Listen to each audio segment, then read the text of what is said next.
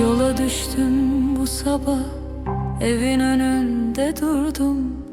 Avucumda bir kır çiçeği, adını yine sordum.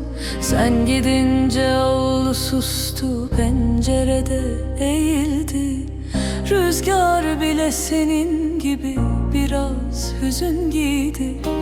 Dön de bak bir kere, sönmesin bu ateş. Kalbim sana yarim, iki gözüm diye düşer.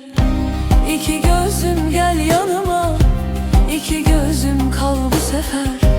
İki gözüm yol seninle, iki gözüm bende yeter. İki gözüm. Tandır başı akşam oldu, çaydan taşan ses gibi. Annem hala adını anar, eski bir dua gibi.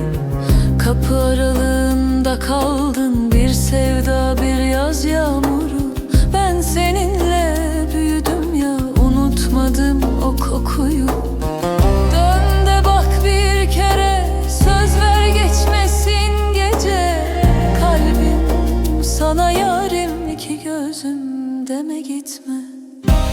İki gözüm gel yanıma, iki gözüm kal bu sefer. İki gözüm yol seninle, iki gözüm bende yeter. İki gözüm. Bir tel kopsa bağlarım, bir yol kesse dağlarım. Sen gelince bu gönlüm yeniden bahar bulur. İki gözüm gel yanıma, iki gözüm